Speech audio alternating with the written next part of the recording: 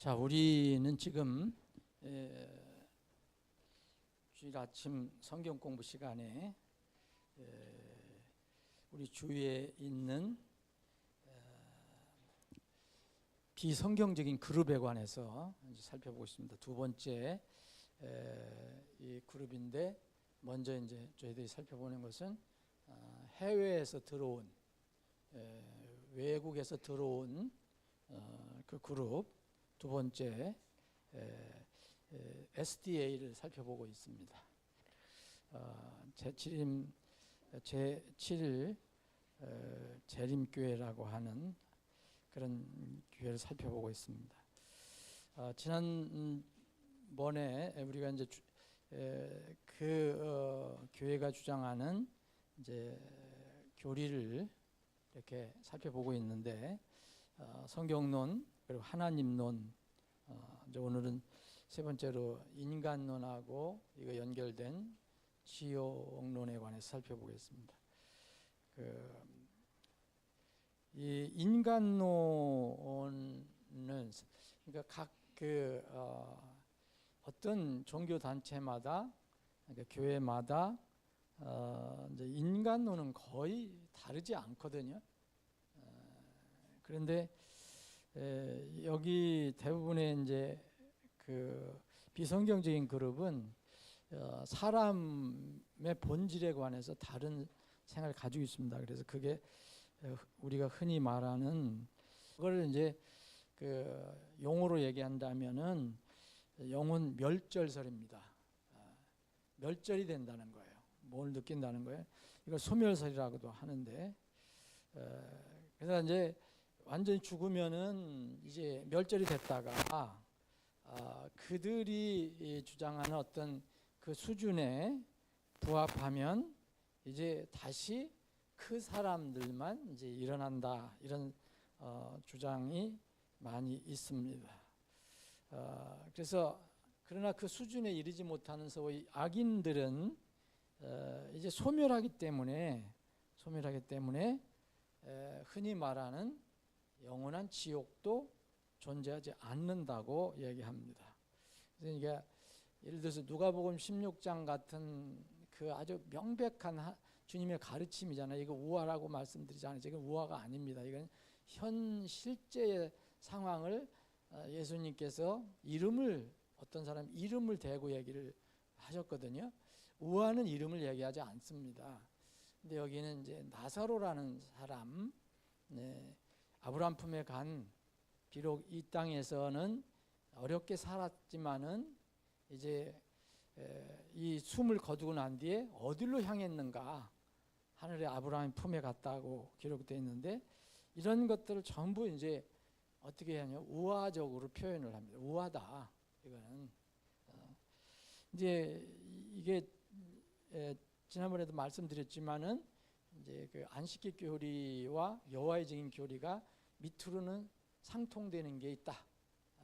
왜냐하면 거기서 출발이 됐기 때문에. 그래서 인간론은 이제 뭐하고 연결되느냐 하면 이게 천국과 지옥론으로 또 연결이 되잖아요. 그래서 이들은 여호와의 증인도 그렇고 안식교도 그렇고 영원히 고통받는 지옥은 없다, 이렇게 얘기해요. 그러면 성경에서 말하는 이제 그런 것은 뭘 얘기하느냐? 죽어서 멸망당했으면 그 결과가 부활하지 못하는 그런 상태가 영원한 사망이라고 이렇게 주장을 합니다. 그러니까 이들은 문자적인, 실제적인 지옥을 믿지 않습니다. 우화적으로 믿는 거예요. 그리고 또 이것과 연결돼서 하늘에 있는 하나님의 왕국은 믿지 않고 이제 의인들만 부활해서 일어나서 사는 지상 왕국만을 이렇게 믿습니다. 이것도 여호와의 증인이나 안식교 같습니다. 만약 이들이 주장하는 것이 맞다면은 이런 질문을 할 수 있어요. 그러면 사람들이 이 영혼이 죽으면 한번 죽으면 영혼이 멸절이 된다. 아무것도 모르는 무의식 속에 이제 들어가는 걸 얘기하잖아요. 이제 살아있을 때만 그걸 느끼지만 죽으면은 아무것도 모르는 무의식 속에 들어간다. 그게 이제 멸절설인데, 그러면은 뭐하라 굳이 힘들게 다시 부활해서 이 땅에 살려고 하느냐, 이런 문제가 있어요. 그래서 근본적으로 여기 이것과 연결되니까 또 이제 행위로, 또 행위 구원으로 또 연결이 됩니다. 만약 성경에서 그렇게 밝히 알려주고 있는 천국과 지옥이 없다 그러면은 여러분 굳이 구원이라는 의미가 뭐가 있겠습니까? 그렇잖아요. 뭐가 구원이에요? 죽으면 멸절돼서 아무것도 모르는데 굳이 그 사람을 깨어 일으켜서 다시 이렇게 할 이유가 뭐가 있겠어요? 저는 뭐 그렇게 생각합니다. 그래서 구원이 절대적으로 필요한 것이 아니에요. 그런 이론으로 말하면. 근데 성경은 온 세상을 주고도 바꿀 수 없는 것이 너희 혼이라고 그랬잖아요. 그리고 지옥에 멸하시는 분이 누구냐? 그분을 두려워하라고 했는데 이런 말들을 어떻게 다 이해를 할 것인가? 근데 이제 이거는 어떤 이단 사이비 그룹에서 나오는 그런 처음에 잘못된 이론이지만 지금은 이 시대는 사이비 이단이라고 하지 않은 정통교회에서도, 이른바 정통교회에서도 그 시대의 흐름에 따라서 그런 것인지, 뭐 주님이 가까이 오실 때가 돼서 그런 것인지 사람들이 점점 이렇게 진리에서 떠나갑니다. 그래서 저는 이런 얘기를 들을 때마다가 좀 힘이 드는데, 빌리 그레햄이라는 유명한 설교자가 있잖아요. 전도자, 미국에. 우리나라에도 와서 또 엄청나게 70년대인가요? 그때 와서 큰 어떤 센세이션도 일으키고 많은 사람들에게 이름도 나고 그랬는데, 참 모르겠어요. 이건 신비인데, 개인의 어떤 최종적인 구원은 우리가 이렇게 판단하기가 좀 어려울 때가 있어요. 그건 이제 주님께서 마지막 판단하시겠지만, 이제 이 처음에는 분명히 지옥과 천국을 얘기하고 분명히 구원을 받는 것을 얘기하고 복음을 얘기하던 사람들이 점점 이렇게 나중에 시간이 지나면 그게 이렇게 뭔가 이렇게 퇴색되고 바뀌어져요. 이걸 어떻게, 근데 구원을 받고 나서 나중에 정신이 조금 이상해져 가는 건가, 아니면은 이렇게 저한테 질문하는 사람도 꽤 있었는데, 제가 그걸 어떻게 내가 단정할 수 있겠냐. 구원을 받고 그렇게 이렇게 나중에 사리 분별이 이렇게 떨어져 갖고서 그렇게 할 수도 있겠지만, 또 성경은 또 뭐라냐면 처음부터 아니었기 때문에 그렇게 얘기를 한다고 하는 말도 맞거든요, 성경에서는. 그래서 그건 주님께 맡기고요. 그러니까 빌리 그레햄이라는 그 유명한 복음 전도자, 이분이 점점점 나이가 들어서 이렇게 죽을 때쯤 됐을 때는 사람 그 주위의 그 종교의 영향을 받아서 그런 건지, 그래서 우리가 여기서도 교훈을 얻는데요. 우리가 성경에서 말하는 믿지 않는 자와 멍해를 가지 않지 말라. 그리고 영적인 분리를 강조하잖아요. 성경은 영적인 분리를 굉장히 강조합니다. 근데 이 사람들과 자꾸 교제를 하기 시작하면 절대 그 사람들은 안 바뀌거든요. 예를 들어서 여러분들 진화론을 철저히 믿는 사람들하고 얘기를 해보면은 절대 안 바뀌어요. 바뀌는 사람도 물론 있겠죠. 그럼 어떻게 되냐면, 이게 믿는 사람들이 이 사람들과 자꾸 교류를 하면 뭔가 거기를 타협하는 길을 찾아요. 그게 묘해요. 그래서 진화론도 말하면 유신론 진화론이 나온 거예요. 유신론적 진화론. 진화론은 그거 과학적으로 맞는 것 같은데 이건 나는 그래도 하나님을 믿는다고 하는데, 그래서 타협한 게 유신론적 진화론이잖아요. 하나님이 이렇게 처음에 이렇게 만들어 놓으셨는데 거기서 진화론에서 주장하는 그 소액임 소유예요. 이건 맞지도 않는 거예요.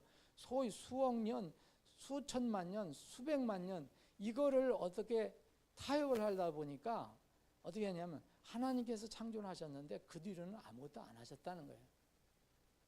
그게 유신론적 진화론이에요. 그러니까 하나님은 창조만 해놓으시고 언제인지 모르지만 그 창조된 것들이 스스로를 그렇게 해서 진화됐다. 이게 간단히 말하면 유신론적 진화론이에요. 그런데 이 기독교 안에 유신론적 진화론이 들어와 있어요. 그러니까 이게 또 곁길로 새는 것 같은데, 하여튼 이런 어떤 이들이 뭘 믿느냐 이 중요한 게 아니라 우리가 어떻게 살아갈 것이냐가 항상 중요해요. 이 유명한 그 설교자도 이제 그 하도 인기가 있으니까 여기저기서 칭찬을 하고 또 같이 연합을 하고 해서 소위 얘기하면 범기독교적인 그런 그 일을 했잖아요. 그러다 보니까 뭐예요? 이제는 이 하나님의 속성 중에서 사실은 먼저 뭐가 있느냐면 공의와 거룩이에요. 먼저 공의와 거룩이에요. 그리고 사랑이 있는 거거든요. 이게 두 가지 중에서 하나가 결여되면 안 돼요. 이 주님의 공의 중에서 이렇게 하다 보니까 뭘 했습니까? 이제 공의 심판은 슬며시 뒤로 빼기 시작한 거예요. 그래서 하나님은 사랑이시다라만 얘기한 거예요. 그게 소위 얘기하면 요새 여러분들 많이 들었죠. 복음을 얘기하는 것 같은데 뭔가 좀 다르게 얘기하는 거예요. 신복음주의. 예? 그게 바로 로잔인가 뭔가 거기서 하는 것도 그렇고, 뭔가 우리가 하는 얘기가 같지 않은데 뒤에 가서는 좀 다르게 얘기하는 거예요. 그래서 이게 신복음주의가 들어와 갖고, 이제 신복음주의가 들어오면 뭐예요? 그 하나님은 사랑이다라는 것만 믿으면 누구든지 교제할 수 있다. 그래서 저는 하늘에 가야 이제 알겠지만, 이분이 나중에 말년에 이 일반 세상 잡지 같은 데서도 인터뷰하고 그럴 때 불타는 지옥을 부정하기 시작했어요. 이게 빌리 그레함이. 저는 그게 신비해요. 굉장히 신비해요. 나중에는 그래서 하나님은 사랑이시다라만 얘기했어요. 그래서 로마 카톨릭하고도 연합을 한 거예요. 마지막 때. 자기 때. 그래 가서 교황 앞에 가서 교황도 칭찬하고 교황 같이 하고, 그 다른 기타 우리하고 도저히 어떤 믿음으로 같이 갈 수 없는 그런 이 기독교 교단이나 영국 성공회는 거의 카톨릭이잖아요. 그런 데하고 이제 같이 연합을 하기 시작했어요. 근데 여기서 로마 카톨릭도요, 실체적인 지옥은 부정합니다. 불타는 지옥. 요새 여러분 최근에 로마 카톨릭 교황이 뭐라고 하는지 여러분들 아시죠? 어느 종교 어디 갔죠? 싱가포르인가 가갖고 다른 종교 단체들하고, 이제 제가 보기에는 로마 카톨릭 교황은 나는 일개의 로마 카톨릭의 머리만 아니다, 난 세계적인 종교의 머리다라고 그렇게 생각하는 것 같아요. 그래서 거기서 그 다른 종교 지도자라고 만나서 이렇게 얘기했어요. 모든 세상의 종교는 다 하나님께로 가는 길을 제공한다 라고 얘기했어요. 여러분 금방 찾아볼 수 있어요. 최근 뉴스에도 보면. 여러분 그거 어떻게 생각합니까? 멋있어 보이죠? 멋있어 보이잖아요. 이게 이 원래 이 로마 교황은 나는 구원 받은 상태가 아니라고 믿거든요. 그런데 소위 얘기하면 기독교 복음주의에 있다고 하는 사람들이, 빌리그레함 같은 사람들이 마지막 때 똑같은 이 말을 한단 말이에요. 그거 참 신비해요. 그러면 성경을 바꾸든지 성경에서 말하는 하나님을 다시 재정의를 해야 되던데, 이게 이제 문제예요. 이게. 그래서 우리가 이런 것을 살펴보는 거는 이 비성경적인 그룹만을 이게 뭐 비판하는 거, 그것만 끝나면 안 돼요. 우리가 사실은 더 주의를 해야 된다. 더 주의를 해야 된다. 자, 그럼 이제 구원론을 좀 보겠습니다. 그러니까 구원론은 어떻게 되겠습니까? 이렇게 결론적으로 어떻게 되겠어요? 구원론은 변질될 수밖에 없어요. 엘렌 G 화이트 그 부인의 구원론을 몇 가지로 한번 정리를 해보면 이렇습니다. 이거 코트한 겁니다. 인용한 겁니다. 직접. 율법은 모든 인류의 품성을 저울질하는 것이니 이 차고 없는 시험에 의하여 중량이 부족하다고 선고를 받는 자는 다 형벌을 받아야 한다. 이게 그들의 구원론이에요.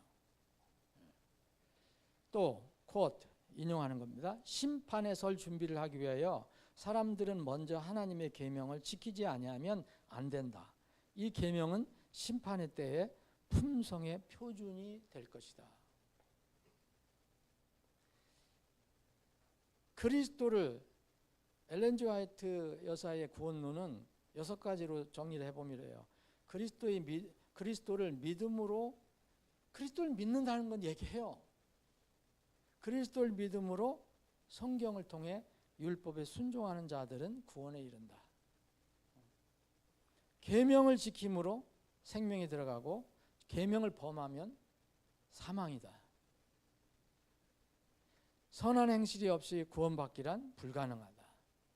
누구든지 하나님의 계명을 떠난 자들은 멸망을 자처하는 것이다. 하나님의 거룩한 율법의 표준에 의해 최후의 심판을 받을 것이다. 조금 전에 인용한 내용입니다. 그리고 이 안식교에서 아주 특이하게 말하는 그 용어가 하나 있어요.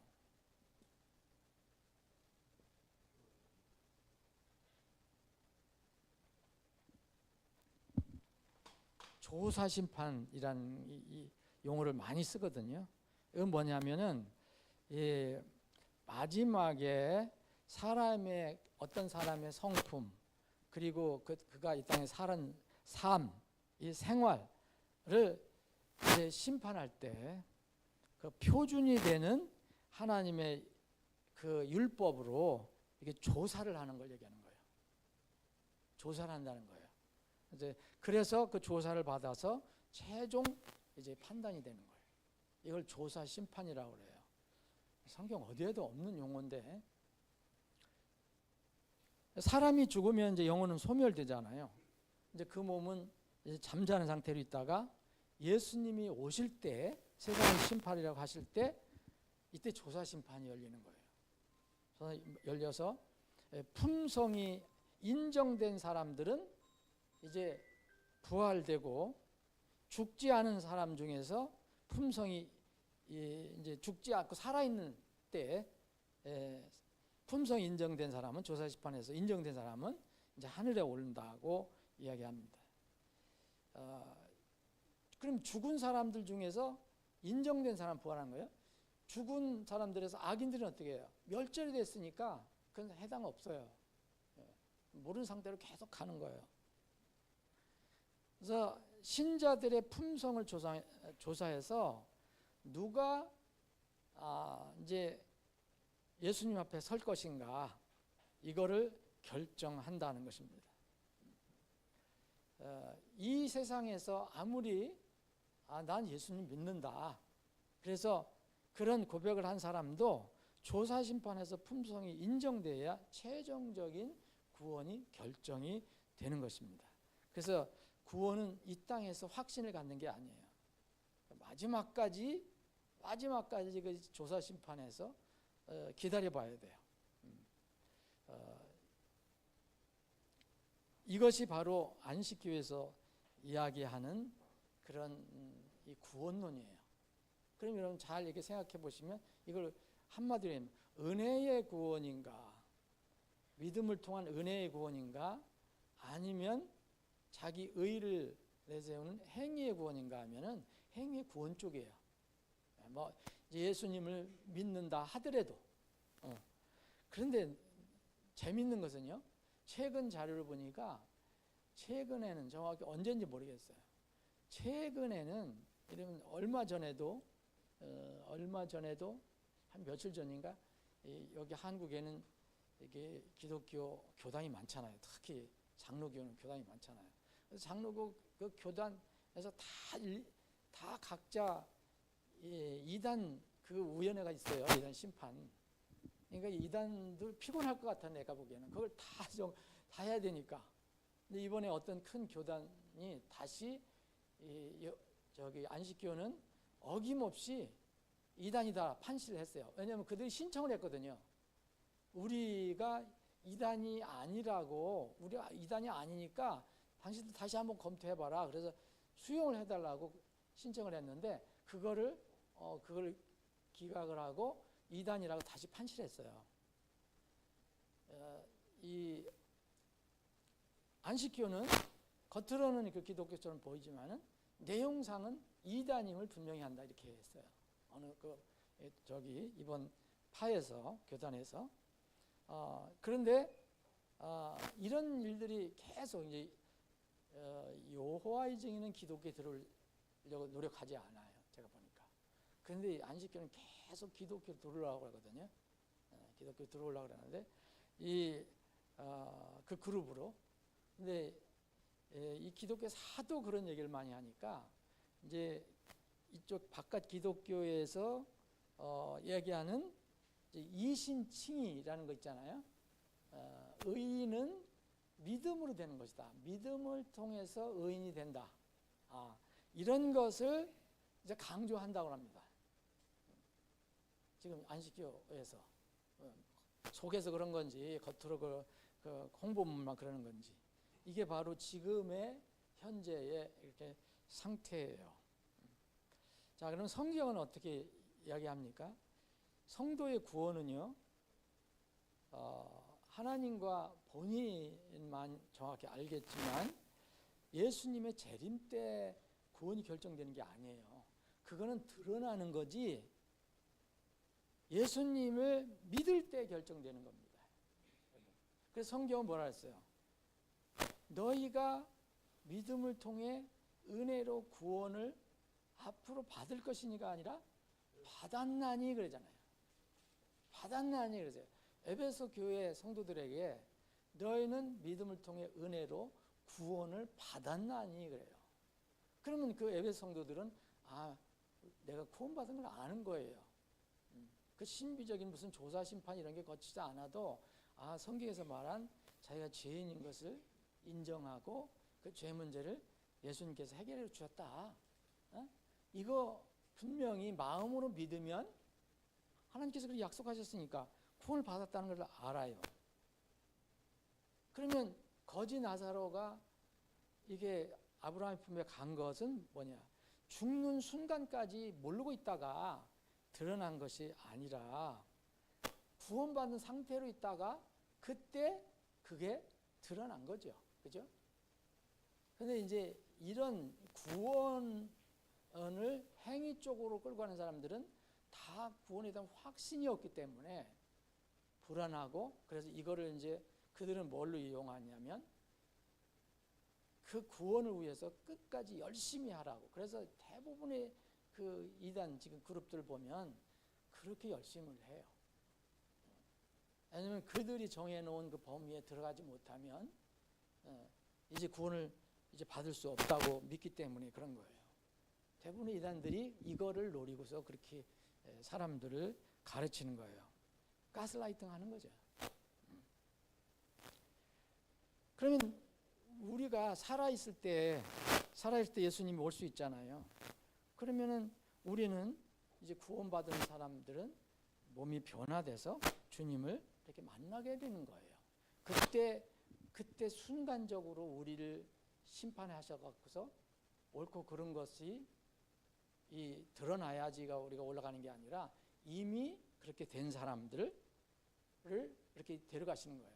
다만 우리 눈으로 볼 때 정확하게 판단을 못하는 것은 뭐 틀림없겠죠.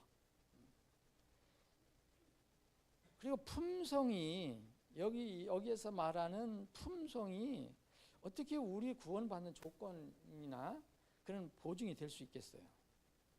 이게 성경에 보면 성격이 악한 품성을 가지고 있는 사람들도 구원을 받아요. 근데 뭐 그냥 적당히 지내는 사람, 악하다고 할 수 없는 사람들은 구원을 못 받는 사람들도 나와요.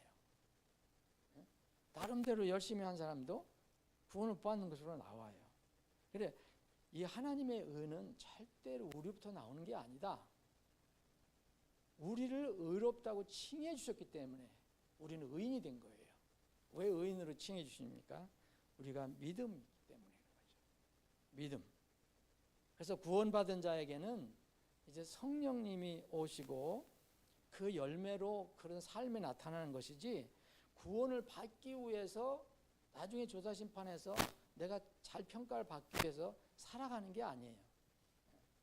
물론 그들이 어떤 경건한 삶을 살고 그러는 건 우리가 본받아야 하지만, 잘 생각해보면 그것 때문에 우리가 구원을 받는 건 아니에요. 우리가 하나님의 그 크신 은혜로 구원을 받아 성령님이 내주하시기 때문에 그 열매가 나타나는 것뿐이에요. 이것이 이제 그들이 얘기하는 것과 큰 차이가 있는 거예요. 절대 사람이 의로운 어떤 행위로 의롭게 되지 않잖아요. 사람이 율법의 행위로 의롭게 되지 아니하고 오직 예수 그리스도의 믿음으로 되는 줄 알므로 우리도 예수 그리스도를 믿었나니. 이것은 우리가 율법의 행위가 아니라, 계속해서 강조하잖아요. 율법의 행위로는 우리 구원받을 사람 없다. 그리스도의 믿음으로 의롭게 되고자 합니다. 율법의 행위로는 어떤 육체도 의롭게 될 수 없다. 너희가 믿음을 통하여 은혜로 구원을 받았느니 그것은 너희에게서 난 것이 아니라 하나님이 선물이라. 행위에 난 것이 아니다. 또 강조해요. 이것은 아무도 자랑하지 못하게 함이라. 여러분, 행위 구원은 어떻게 하든지 나중에 제가 이렇게 해서 왔습니다 라고 하는 거잖아요. 그러면 그게 적든 크든 자랑이에요. 하나님 앞에 했잖아요. 근데 성경은 아무도 자랑하지 못하게, 아무도 하나님 앞에 내가 이래서 하나님 앞에 왔다고 얘기할 수 없게, 오직 하나님의 은혜로 내가 이렇게 죄 문제를 해결받고 주님께 왔습니다라고 고백할 수밖에 없다는 거예요. 그래서 우리가 찬양하고 경배하는 거예요. 행위 구원이라면 찬양 경배가 별 의미가 없어요.